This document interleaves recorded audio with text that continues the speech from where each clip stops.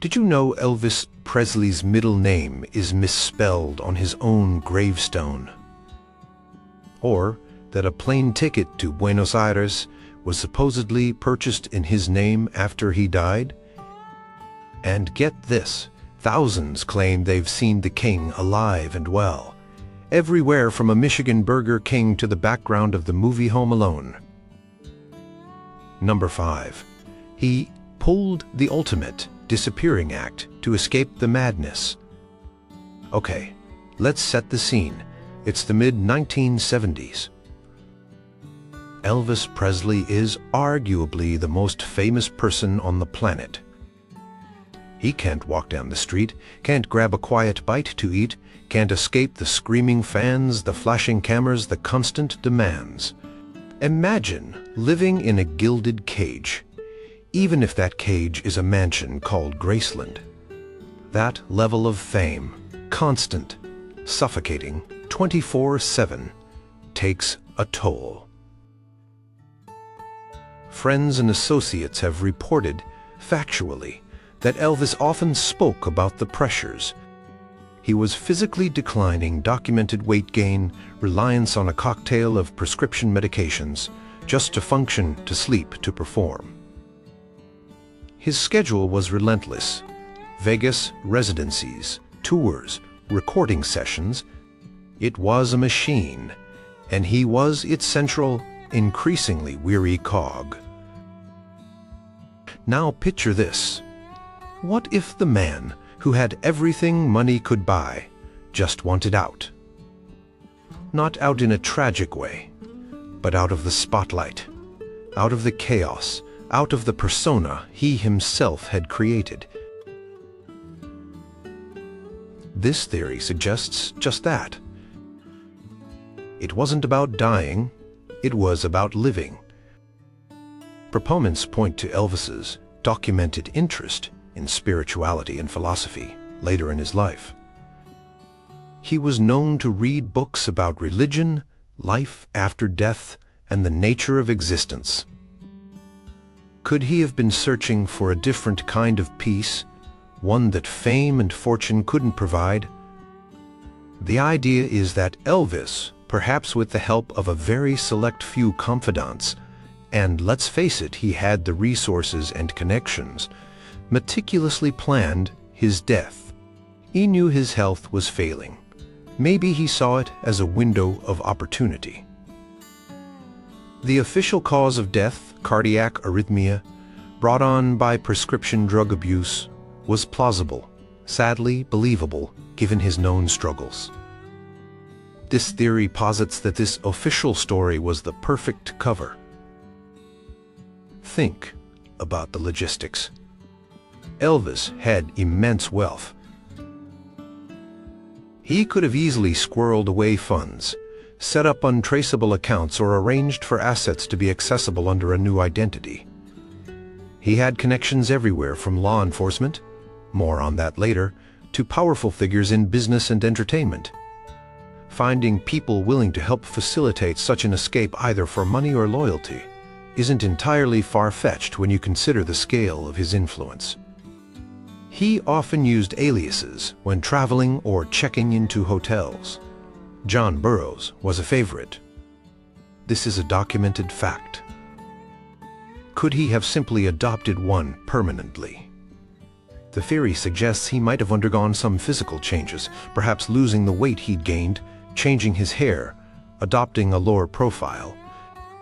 He could blend in something he hadn't been able to do since he was a teenager. Furthermore, there were reports from people close to him suggesting he seemed unusually calm or resigned in the days leading up to his death.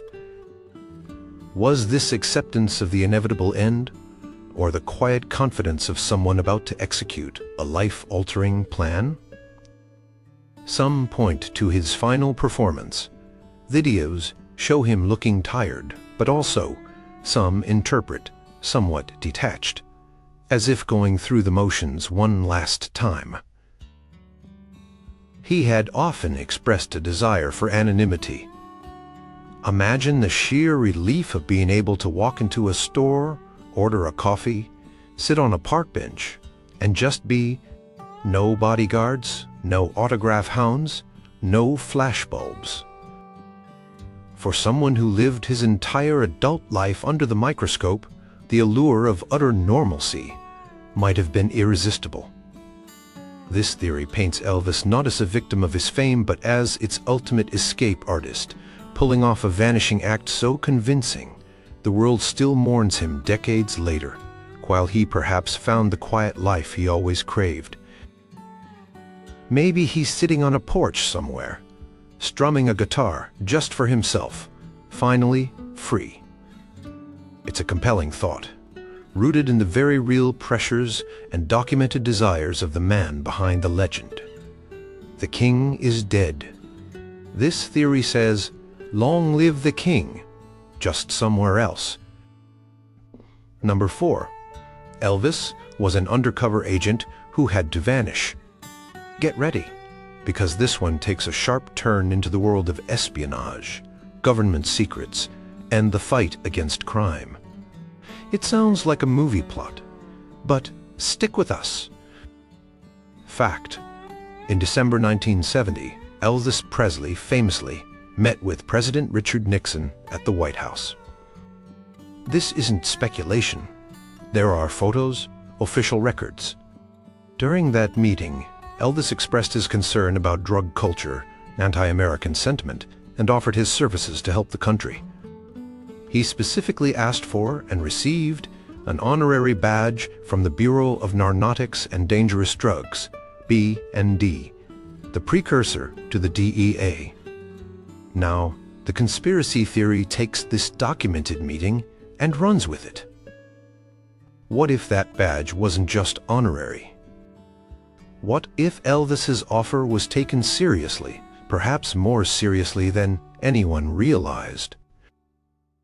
The theory posits that Elvis, using his unique position and access, became an undercover operative or informant for the federal government.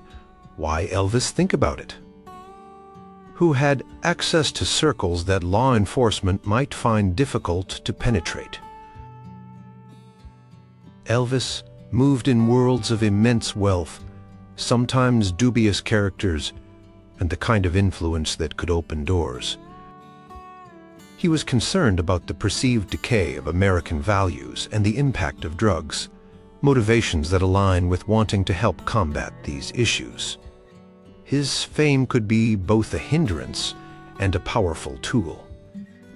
People might talk around him, underestimate him, or seek his favor, potentially revealing information. The theory often links Elvis's alleged undercover work to organized crime, specifically the mafia. There have long been whispers and documented connections between the entertainment industry, Las Vegas, where Elvis was a fixture, and mob figures. Some stories claim Elvis had gathered dangerous information about powerful people, perhaps related to illegal activities, corruption, or even political scandals. He had reportedly expressed concerns for his own safety and the safety of his family on numerous occasions. Documented fact. Was this just the paranoia of fame, or did he have genuine reason to fear retaliation? If Elvis was feeding information to the FBI or another agency, his position would have become incredibly perilous if his cover was blown or if he was about to testify. Faking his death would then become not an escape from fame, but a necessary move for survival, potentially orchestrated by the very government agencies he was supposedly helping. This ties into the idea of witness protection. Perhaps the death was the ultimate form of protection, allowing Elvis to disappear and live under a new identity, safe from those he might have exposed. Some proponents look for coded messages. They analyze lyrics, stage banter, interviews, even the specific jumpsuits he wore, searching for clues that might hint at his secret life. They point to his known fascination with law enforcement. He collected police badges, sometimes rode along with officers, and saw himself as a patriot. Was the BND badge just a vanity item, or the tip of a much larger iceberg? Consider the resources of the US government. If they wanted to stage a death and relocate a high-profile asset, could they? Absolutely. Access to medical examiners, control over information flow, the ability to create new identities, it's all within the realm of possibility for intelligence agencies. The theory suggests the scene at Graceland, the quick embalming, the sealed casket debate, more on that later, could all have been part of a sophisticated operation. There's also the shadowy group known as the Fraternity, mentioned in some books and theories exploring Elvis's alleged fight against crime. The claim is that this organization was involved in vast illegal enterprises, and Elvis had somehow gotten entangled in bringing them down. His death would have been the only way to escape their reach after providing crucial information to the authorities. So was Elvis just the king of rock and roll? Or was he also Agent Presley, serving his country in secret? Did his patriotism lead him down a dangerous path that necessitated the ultimate disappearing act? This theory reframes Elvis's final years, not as a descent into excess, but as the high-stakes life of an undercover operative, culminating in a government-assisted vanishing act to protect him from the enemies he made while fighting the good fight.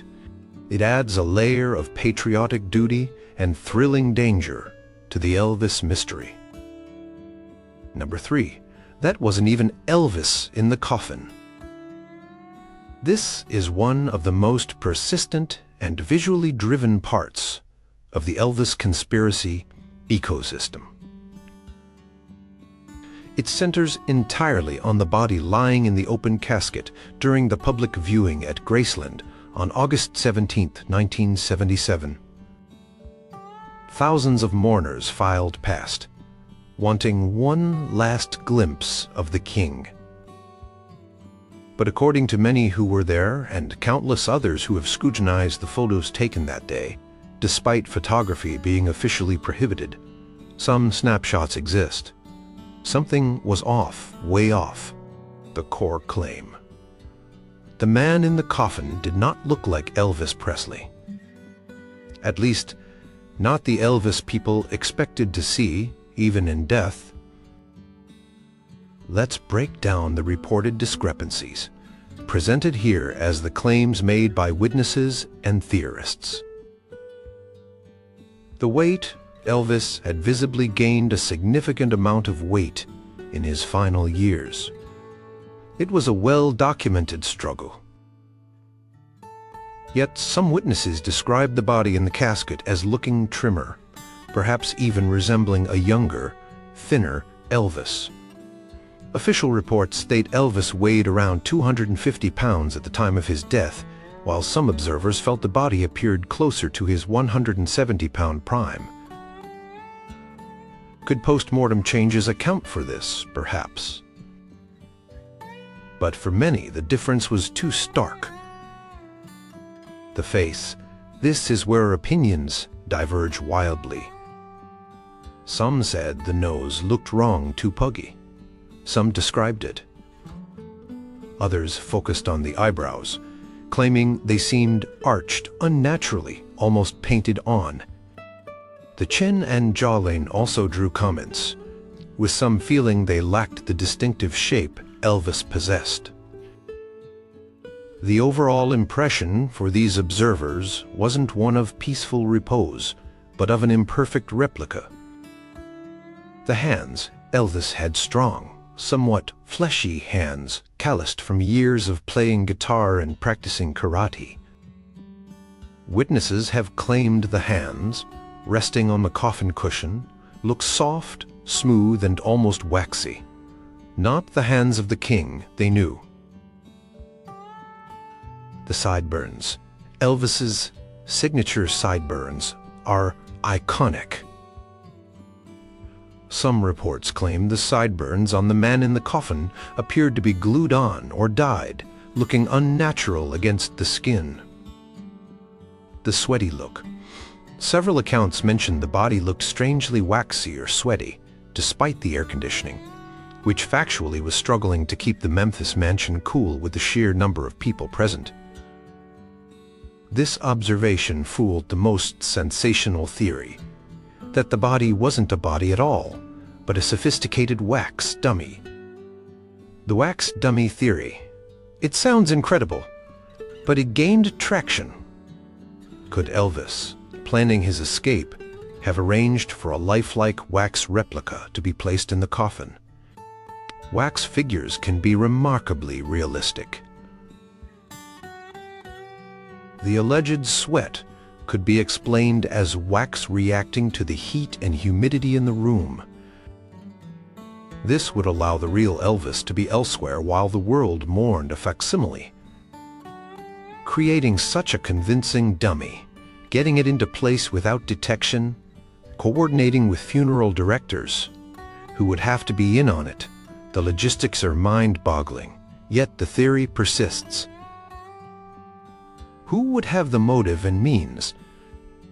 Again, fingers point towards powerful connections, perhaps government agencies, linking back to Theory Pound 4, or simply Elvis's own vast resources and loyal inner circle. Counter-arguments, of course, exist. People look different in death. Embalming processes can alter facial features. Lighting, viewing angles, and the emotional state of the mourners could all contribute to perceived discrepancies. The heat and humidity were real factors affecting the environment inside Graceland. However, the sheer number of people who walked away from that viewing feeling unsettled, convinced they hadn't seen the real Elvis, is undeniable. They weren't just casual observers. Many were lifelong fans, friends, even family members who reportedly expressed doubts, albeit sometimes quietly. Was it grief playing tricks on their eyes?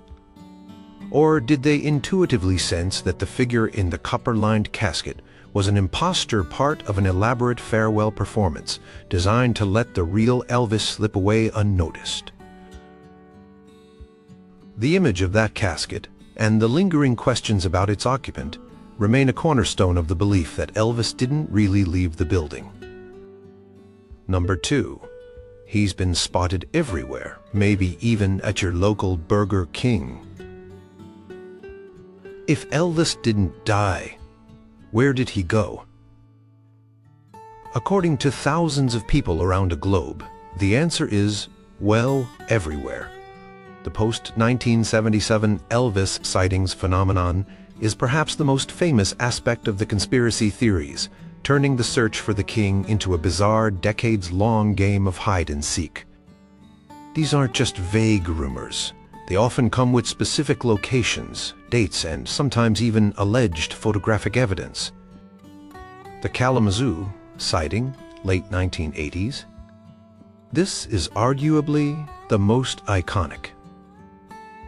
A woman named Louise Welling claimed she saw Elvis at a Felpox supermarket in Kalamazoo, Michigan.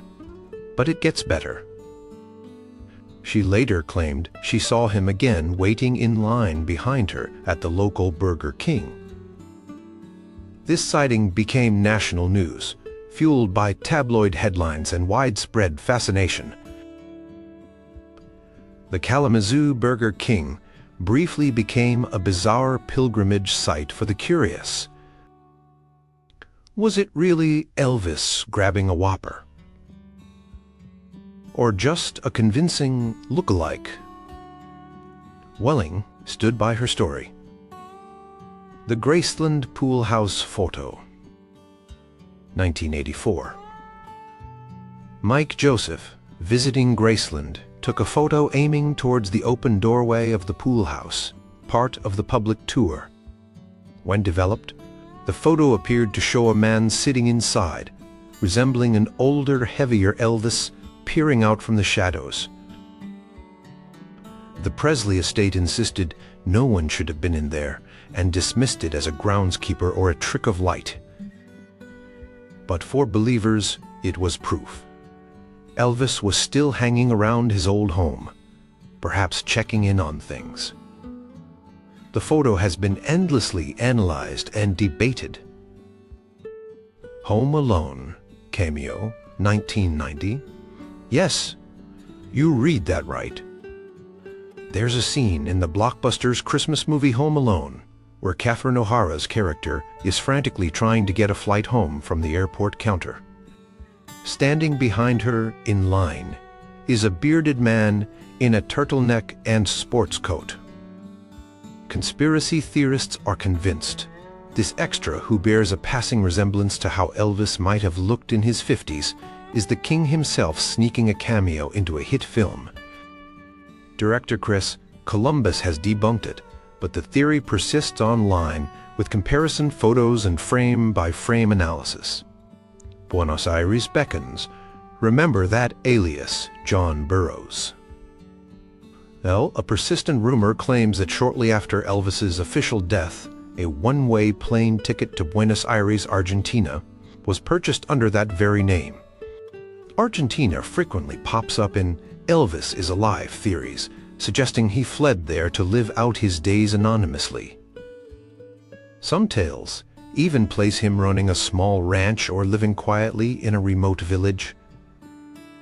There's no concrete proof of the ticket purchase being linked directly to Elvis post-mortem, but the John Burroughs connection keeps the South American theory alive.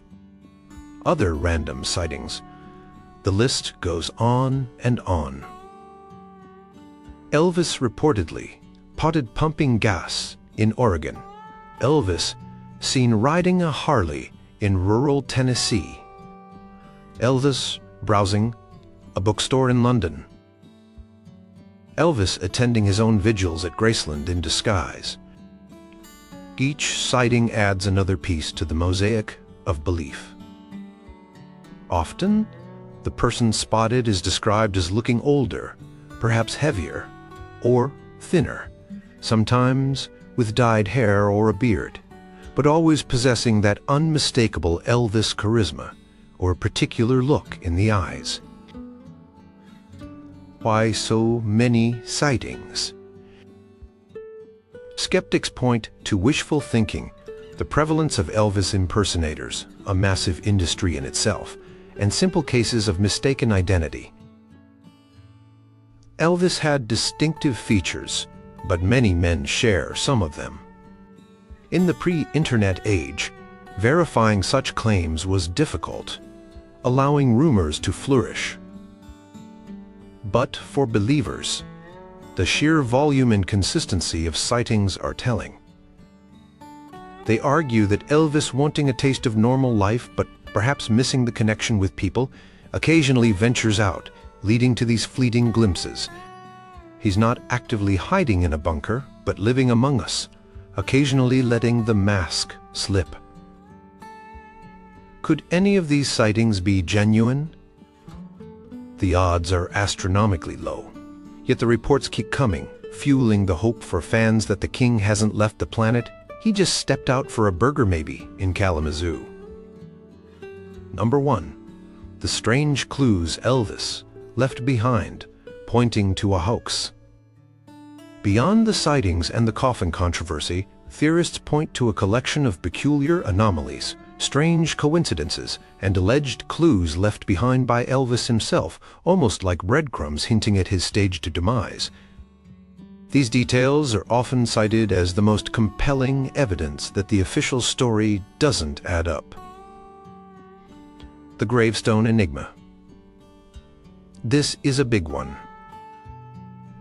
Elvis's middle name was Aaron. However, on his gravestone at Graceland's Meditation Garden, it is famously spelled Aaron. Why the discrepancy? The official explanation is that Aaron was the spelling Elvis preferred later in life, believing it to be the biblically correct version, like Moses' brother, and the family chose to honor that preference.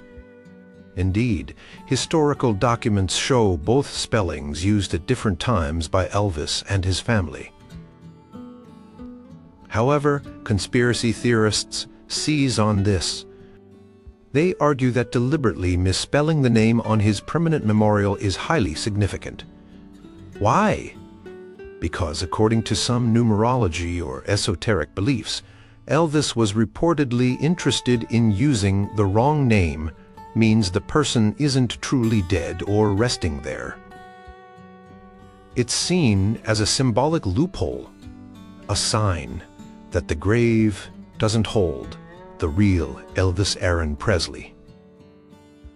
It's a subtle, almost mystical clue for those in the know. The mysterious John Burroughs flight.